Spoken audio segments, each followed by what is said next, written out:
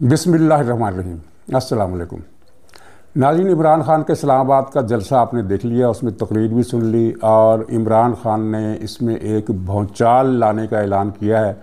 और लेकिन सोचने वाली बात है, देखने वाली बात यह है कि क्या ये भौचाल आएगा, परवेज़ इलाही का क्या बनेगा, क्या पंजाब में नई तब्दीली की जो नई कोशिश की जा रही है वो क्या कामयाब होगी, और इमरान ख़ान के इस ऐलान का पस मंज़र क्या है। तो ये बड़ी दिलचस्प लगाते हैं, लेकिन थोड़ा सा इससे पहले जलसे का पोस्टमार्टम कर लें और कुछ उसकी तकरीर की मज़ीद जो उसने पॉइंट उठाए उन पर थोड़ा बात कर लें। जलसे की सूरत हाल ये थी कि ज़्यादातर लोग जो थे वो पख्तूनख्वा से आए थे, पंजाब से मुकाबले में बहुत कम लोग आए थे। और 10 साढ़े 10 हज़ार पुलिस फोर्स थी, 2.5-3 हज़ार रेंजर्स की फ़ोर्स थी, ये भी जलसे में आप शामिल कर लें। इसके बावजूद जलसा, जिसको ये कह रहे थे कि ये लाखों का जलसा होगा, लाखों का नहीं था, 1 लाख का भी नहीं था, 50,000 का भी नहीं था। तो एक तो इमरान ख़ान की ये स्ट्रेंथ का पोल खुल गया, अगरचे कैमरा इस खुले हुए पोल को दिखा नहीं सकता था, क्योंकि ये जलसा एक सड़क पर किया गया था। सड़क की लंबाई की रुख और लंबाई तक कैमरा नहीं जा सकता था, और ड्रोन कैमरे से भी पता नहीं चलता कि फुटेज कहाँ से कहाँ तक की है, उसमें मिला दी जाती है। तो ये इस तरह ये एक चीज़ जो थी वो उस तरह से नाज़रीन के सामने नहीं आ सकी। और पूरा जोर लगाया था माजी में जितना भी पीटीआई ने खर्चे किए अपने जलसों पर, ये अखराजात के लिहाज से ये सबसे ज़्यादा महंगा जलसा था। पंजाब और पख्तूनख्वा दोनों की पूरी इंतज़ामी मशीनरी इस जलसा में लगी हुई थी। यहाँ तक कि रावलपिंडी के तमाम जो सैनिटरी वर्कर्स होते हैं उन सब को हुक्म दिया गया था कि सब ने जलसा गाह में पहुँचकर हाज़िरी लगवानी है, और इसके बावजूद जलसे की ये सूरत हाल थी। और अखलाकियात का मंजर भी आपने देख लिया, टीवी कैमरे उन सारे मनाजर को तो दिखा ही नहीं सकते थे।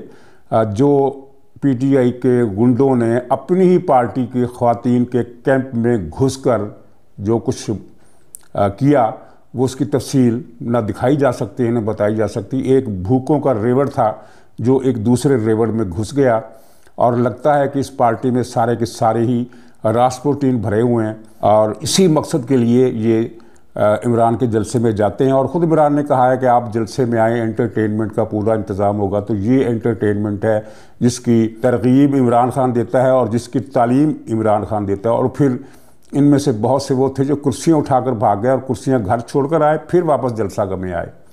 यानी माले गनीमत, वही इमरान ख़ान की नफ्सियात कि इमरान ख़ान ने जब तोशाखाना लूटा तो उसमें अगर उसने करोड़ों रुपए की मालियत की, अरबों रुपए मालियत की चीज़ें बेची, तो वहाँ ये वो ऐश ट्रे भी ले गया और मेज़ के कपड़े भी ले गया। वही सूरत हाल इन पीटीआई के वर्करों की है कि ये जलसों के लिए जो इंतज़ामात करते हैं फर्नीचर वाले, तो उनकी कुर्सियाँ कितनी कीमत रखती हैं, चंद 100 रुपये या 1-1.5 हज़ार रुपये की कुर्सी होगी ज़्यादा से ज़्यादा। इसको भी उन्होंने नहीं छोड़ा, हर एक ने कुर्सी उठाई। और जो ज़ाहिर है कुर्सी उठाने वाले वही लोग थे जो नज़दीक के इलाकों से आए थे, कुर्सियाँ उठाई, घरों में ले गए और फिर वापस आ गए। तो ये इनकी सूरत हाल थी अखलाकी। और एक बिला जवाज़ इमरान ख़ान ने ड्रामा किया। 7 घंटे बाद इसने तकरीर शुरू की, जबकि टाइम 1 बजे का दिया गया था, और जितने हाजरीन आने थे वो सारे के सारे 3-4 बजे के दरमियान पहुंच चुके थे। उसके बाद मज़ीद लोग नहीं आए। फिर भी इसने तकरीर 8 बजे के करीब शुरू की। ये भी इसका ड्रामा था। फिर तकरीर में जो झूठ बोले, सारे के सारे झूठ थे, लेकिन 2-3 बातों का मैं जिक्र करना चाहता हूँ। एक तो उसने ये कहा कि मैं जब कर्ज़े लेने जाता था दूसरे मुल्कों से तो मुझे शर्म आती थी। इसको और इसके पार्टी के हामियों को शायद याद नहीं रहा होगा कि जब ये कर्ज़े लेकर आता था तो पाकिस्तान उतरते ही कौम को मुबारकबाद देता था कि मुबारक हो, हमें एक बड़ा ज़बरदस्त पैकेज मिल गया। ये इसके अल्फाज हुआ करते थे। और शर्म के बाद तो फिर लोगों ने तवज्जो दिलाई कि घड़ियाँ बेचते हुए तुम्हें शर्म नहीं आई और कर्ज़ा लेते हुए शर्म आई। फिर इसने नवाज़ शरीफ और जरदारी की हुकूमतों पर इल्ज़ाम लगाया कि इन्होंने बहुत ज़्यादा कर्ज़े लिए। जितने कर्ज़े पाकिस्तान ने 72 वर्षों में लिए, उतने अकेले इमरान ने 3 साल में लिए। शर्म तो इसको आनी चाहिए थी जिसने सबसे ज़्यादा कर्ज़े लिए उनके मुकाबले में। उनके कर्ज़े तो उसके मुकाबले में कुछ भी नहीं है। फिर जनाब वो लाहौर में एक गुंडा बाप बेटे ने एक गरीब कांस्टेबल को कत्ल कर दिया, तो उसकी इसने तारीफ़ की, यानी जालिम की और कातिल की और गुंडे की तारीफ़ की, जिसने एक बेगुनाह गरीब घराने के वाहिद कफील की जान ली, उसे बेगुनाह कत्ल किया, तो उसकी इसने तारीफ़ की। वो कितने बहादुर लोग हैं। फिर इसने वो झूठ बोला वही कि मुझ पर 3 तरफ से हमला हुआ, एक जो पिस्टल वाले ने फायरिंग की, एक ऊपर से ब्रस्ट आया और एक तीसरी तरफ से ब्रस्ट आया, और 4 गोलियां इमरान इस्माइल की शलवार से निकली, 12 गोलियां पता नहीं कहाँ घुस गई, 14 गोलियां इधर घुस गई। इस तरह का झूठ मज़ा खेज़ उसने बोला। हालांकि इसकी अपनी हुकूमत की बनाई हुई JIT पंजाब गवर्नमेंट की परवेज़ लाई की, उसकी रिपोर्ट कल ही सामने आई है। उसने बताया है इस रिपोर्ट ने कि मुकम्मल तहकीक, तफ्तीश, इन्वेस्टिगेशन कर ली है। वज़ीराबाद में जो हमला हुआ, उसका हमलावर, उसका मुलज़म सिर्फ एक ही आदमी था जो गिरफ़्तार कर लिया गया। इसने मसलसल झूठ बोले और ये भी कहा कि दरअसल वो जो इसके कारकुन मुअज़्ज़म फ़खर को गोली लगी, जो कत्ल हो गया, मारा गया, तो उसको असल में ये हमलावर का निशाना असल में कातिल था, ये जो गिरफ़्तार है, लेकिन गोली इसको जा लगी। मकसद ये था कि जिस तरह लियाकत अली खां के कातिल सैयद अकबर को मारकर लियाकत अली खां के कत्ल का सबूत मिटाया गया, इसी तरह मेरे कत्ल का भी सबूत मिटा दिया जाए, इसलिए उसको गोली मारने की कोशिश की, लेकिन वो गोली मुअज़्ज़म नामी कारकुन को जा लगी। अच्छा, अब सबको पता है, JIT ने इस बारे में रिपोर्ट नहीं दी है, लेकिन सबको पता है, हर तरफ से रिपोर्ट आ गई है कि मुअज़्ज़म को गोली जो लगी है वो इमरान खान के गार्ड की गोली लगी है, जो उसने छत से चलाई थी, कंटेनर के ऊपर से चलाई थी, और उसकी गोली से वो मरा। इसका मतलब ये है कि इमरान खान ही इसका हमले का खालिक था। तो मतलब तो फिर यही निकलता है, क्योंकि फिर इमरान खान के गार्ड ने सबूत मिटाने की कोशिश की और उस मुबैना कातिल को मारने की कोशिश की, उस पर गोली चलाई, लेकिन वो गोली किसी दूसरे को जा लगी। ये झूठ बोला। और फिर इसने कहा कि मैं चाहता था कि श्रीलंका ना बने, और श्रीलंका बनने से बचाने के लिए मैंने 25 मई वाला जो बदनामी ज़माना नाकाम तरीन लॉन्ग मार्च था, उसको मैंने वापस लिया, वरना मुल्क श्रीलंका बन जाता। हालांकि इसकी पार्टी के तमाम लीडरों के, बड़े बड़े लीडरों के बयानात मौजूद हैं कि जिनसे ये मतलब निकलता था कि इमरान की प्लानिंग है, इमरान का फ़ैसला है, इमरान का मंसूबा है कि मुल्क को श्रीलंका बनाना है, वो नहीं बन सका। फिर इसने वो पाकिस्तान के दिवालिया होने के रिस्क पर भी झूठ बोला। ये ब्लूमबर्ग की कल रिपोर्ट छपी है, आज के अखबारात में छपी है, कल आई थी, कि पाकिस्तान के दिवालिया होने का रिस्क जो है वो 10% भी नहीं है। ये झूठ बोलता रहा कि 80% से भी ज़्यादा है। इसको यानी ये झूठ बोलते हुए इसको पता होता है कि हकीकत क्या है, ब्लूमबर्ग ने क्या कहा है, मामला क्या है, लेकिन झूठ जो इसलिए बोलता है कि इसे पता है कि इसके सामने जो बैठे हुए ज़ूम्बीज़ हैं, उन्होंने इसकी हर बात का एतबार कर लेना, जो ये कहे उन्होंने मान लेना होता है। फिर इसने वो गैलप सर्वे का हवाला दिया कि 65% आदमी चाहते हैं कि नए इलेक्शन हों। अच्छा, अब यहाँ इस बात को मीडिया में ज़्यादा नहीं लाया गया कि गैलप सर्वे किसका है। ये किसी ज़माने में एजाज़ शफी गिलानी साहब का हुआ करता था, जो एक माकूल आदमी है। अब उनका बेटा यूथिया यानी कि ज़ूम्बी है, और अब ये गैलप सर्वे डॉक्टर एजाज शफी के कंट्रोल में नहीं है, बल्कि ये उनके दिमागी तौर पर मजूर शख्स अपने उसके बेटे के पास है, और उसका बेटा मर्ज़ी के नतायज जारी करता है। और अब तक गैलप सर्वे के जितने नतायज आए हैं सब के सब मशकूक है और झूठ पर मबनी है। घर बैठकर वो सर्वे घड़ता है, जबकि एजाज शफी गिलानी साहब जब सर्वे करते थे तो सैंपल उनका भी बहुत छोटा होता था, 1,500-2 हज़ार आदमी होते थे, लेकिन वो ऐसा साइंटिफिक तरीके से होता था कि हर बड़े शहर से मुख्तलिफ क्रॉस सेक्शन ऑफ सोसाइटी उनसे 4-5 आदमी लेकर वो पूरे पाकिस्तान के 2-2.5 हज़ार आदमियों को सर्वे करके एक रिज़ल्ट ले आते थे, जो किसी हद तक सही अंदाज़ों पर 100% सही अंदाज़ा तो किसी सर्वे का दुनिया में नहीं होता, लेकिन किसी हद तक हकीकत के करीब वो एक राय, एक विज़न बन जाता था। तो अब उसका बेटा है जो ज़ूम्बी है और ज़हनी तौर पर मजूर है, अखलाकी तौर पर बददियानत करप्ट है, तो वो उसका सर्वे का हवाला देना ये बेमाने है। और ये मैंने बात इसलिए बता दी कि इस बात की चूँकि मुस्लिम लीग ने भी कोई ज़्यादा इस पर तवज्जो नहीं दी कि इस बात को फैलाया जाए कि ये गैलप सर्वे एक फ्रॉड है। तो ये तो इसकी तकरीर का पोस्टमार्टम था, तकरीर की बातों का।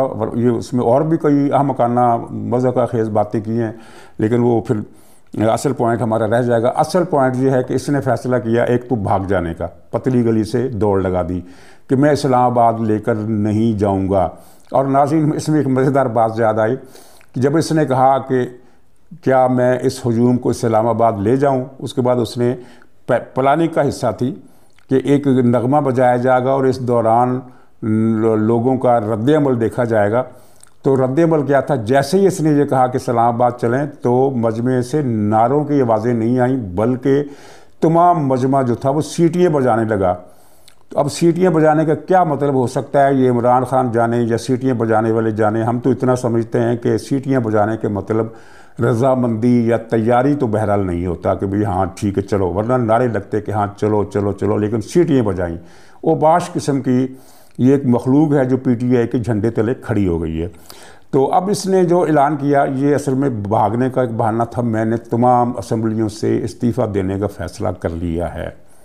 अच्छा, क़त्ए नज़र इस बात के कि इस फैसले पर आने वाले दिनों में अमल होता है कि नहीं, क्योंकि इससे पहले कौमी असम्बली में इसने इस्तीफ़े दिए थे, फिर इसी की पार्टी ने इस्तीफ़े वापस लेने की कोशिशें भी की और सदर उलवी के ज़रिए जो सारी ये मेहनत मुशक्क़त होती रही है पिछले दोनों शतुर सरवस, उसमें बुनियादी नुक्ता ये था कि हम असम्बलियों में वापस आना चाहते हैं।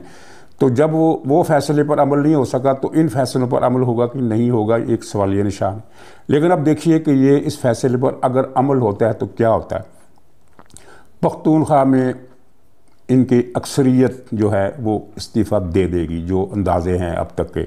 अक्सरियत मुराद ये है कि अगर 100 अरकान असम्बली हैं तो उनमें से 50-60 इस्तीफ़े दे देंगे, बाकी इस्तीफ़ा नहीं देंगे।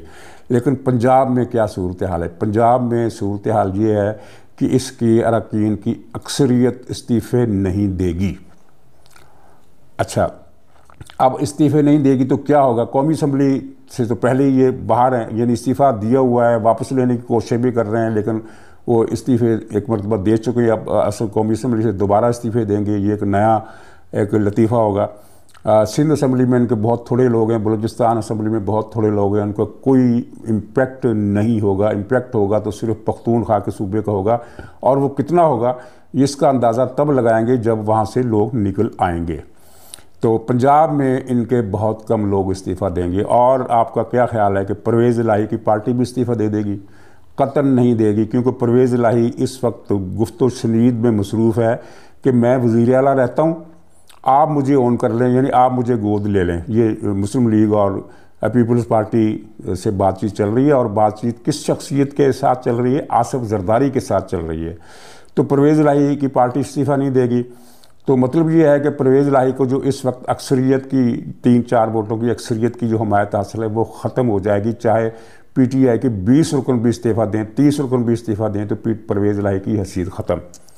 उसके बाद अब गोया कि इन्होंने इमरान खान ने एक ब्लंडर करके मुस्लिम लीग पीपल्स पार्टी को मौका दे दिया है कि वो PTI के MPs से मिलें और उन्हें इस्तीफ़ा ना देने पर कन्विंस करें, जिनमें से बहुत से पहले ही ये तय कर चुके हैं कि हमने इस्तीफ़ा नहीं देना अगर इमरान खान इस्तीफ़ा देता है। नाज़रीन, यहाँ इस बात को भी जहन में रखिए कि उसने पंजाब, उसका जो हथियार अगर हो सकता था तो वो ये था कि दोनों असम्बलियाँ तोड़ देता। उसने असम्बलियाँ नहीं तोड़ी। क्यों? इसलिए नहीं तोड़ी कि अगर वो असम्बलियाँ तोड़ने का ऐलान करता, 2 ही असम्बलियाँ हैं ना जिसको वो तोड़ सकता है, एक पख्तूनख्वा, वो तो टूट जाती। लेकिन पंजाब असम्बली परवेज़ इलाही कभी नहीं तोड़ेगा, ये इमरान खान को पता है और पता था। इसलिए उसने असम्बलियाँ तोड़ने का ऐलान नहीं किया। यानी जो उसके पास एक हथियार था दबाव डालने के लिए, वो हथियार बेकार हो गया। इसलिए इसने असम्बलियों की तहलील के बजाय, असम्बलियाँ तोड़ने के बजाय असम्बलियों से निकल जाने के फ़ैसले का ऐलान किया है। और ये एक दबाव डालने का बड़ा हथकंडा है। अगर इस पर अमल होता है तो पंजाब हुकूमत इसके हाथ से निकल जाएगी, किसी और के पास चली जाएगी। और मेरा ख्याल और मेरी ख़बर जो है वो ये है कि इसके बगैर भी पंजाब की हुकूमत इमरान खान के पास अब नहीं रहनी। परवेज़ इलाही ने पिंडी में इसके जलसे के लिए जो इसके साथ तमाशे किए और जिस तरह PTI को नचा कर रख दिया, कि 3-4 जगहों पर इसके स्टेज लगवाए, फिर तोड़वा दिए, फिर आखिर में ये इस जगह जलसा हुआ, तो उसका भी इमरान खान को रंज है। GIT के जो रिपोर्ट आई है उस पर भी इसको रंज है। FIR दर्ज नहीं हो सकी, उस पर भी इसको रंज है। और परवेज़ इलाही ने एक निजी महफिल में इमरान खान को जो मजाक उड़ाया उसका भी इसको रंज है, और बहुत सारी बातें इसके साथ। तो ये जो है पंजाब असम्बली वाली बेल तो मंडे चढ़ने वाली नहीं नज़र आती। ये एक दबाव, और अच्छे से खुद जलसे में तकरीर में कहा कि हम यहाँ इस्लामाबाद में इसलिए आए हैं कि इदारों पर एक दबाव डाल सकें। इस गधे को ये पता नहीं है कि इदारों ने ये बात साफ अल्फाज में तमाम लोगों तक पहुँचा दी है, जो मुतल्लका लोग होते हैं, जिनको स्टेक होल्डर कहा जाता है या फरीक कहा जाता है। सब फरीकों को ये बात पहुँचा दी है कि हम कोई सियासी किरदार अदा नहीं करेंगे। जनरल बाजवा अगर होता तो वो शायद वो दबाव के ज़ेर असर आकर कोई फैसला कर सकता, क्योंकि उसकी साजबाज इमरान खान के साथ बड़ी पुरानी है और आखिरी दम तक रही है। तो लेकिन अब ये जो बाजवा है, इसकी तो मुद्दत मुलाजमत में 2 दिन रह गए, 27 और 28, बल्कि 2 दिन भी नहीं रह गए, क्योंकि 28 को तो ये उसने अमलन 100% उसमें मुअत्तल बन जाना है। इसका आखिरी दिन है, उसमें तो कोई ये कुछ हरकत कर ही नहीं सकता। 29 को नए आर्मी चीफ आ जाएंगे, यानी गोया कि एक दिन बाजवा साहब के पास है, और वो है 27 तारीख का, यानी 27 तारीख जो है अमलन बाजवा साहब की आखिरी मुलाजमत का आखिरी दिन है। 28 को आखिरी दिन नहीं, 28 को ये मतलब कि किस्म का बफर जोन होगा कि इस वक्त भी कोई भी आर्मी चीफ नहीं होगा टेक्निकली, लेकिन प्रैक्टिकली जो नया आर्मी चीफ है जिसने एक दिन बाद हलफ उठाना है, वो इंचार्ज 28 को खुद बहुत बन जाएगा। 28 को जो भी हुक्म उसकी तरफ से गैर सरकारी तौर पर जारी होगा, वो उसी पर अमल होगा। तो इमरान खान अब इदारों पर किन इदारों पर दबाव डालना चाहता है? ना तो ISI न फ़ौज की कमान, दोनों में से कोई भी दबाव लेने के लिए तैयार नहीं है, बल्कि उन्होंने ये कह दिया है कि सियासतदान जाने और उनकी हुकूमतें जाने, उनकी अपोजिशन जाने, हमारा काम सियासत से अब नहीं रहा।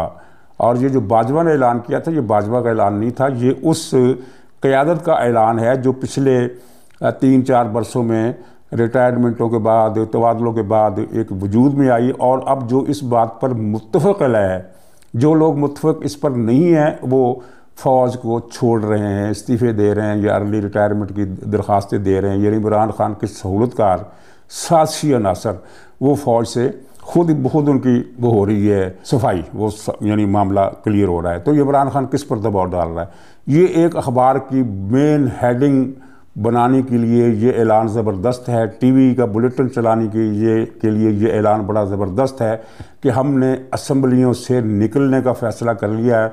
लेकिन इसके प्रैक्टिकल जो इम्प्लिकेशन है वो इमरान खान के लिए घाटे का सौदा। और इमरान खान ने जो तकरीर की, जिस तरह उसका लहजा था, जिस तरह उसके आखिरी जलसा था, आखिरी जुलूस था, इसका तो क़ुव्वत का आखिरी मुजाहरा था, इसके बाद मुझे नहीं लगता कि ये इस तरह से लोगों को मुतहर्रिक कर सकेगा।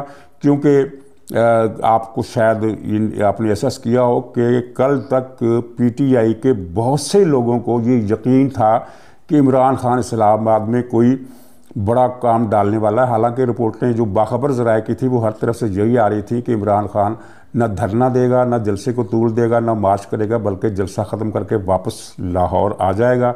इसके बावजूद PTI के बहुत से हामी, जिनमें मीडिया के लोग भी शामिल हैं, वो यही समझ रहे थे कि नहीं, इमरान खान ने कोई बड़ा काम डालना है, इतनी बड़ी तैयारी बेमकसद नहीं है।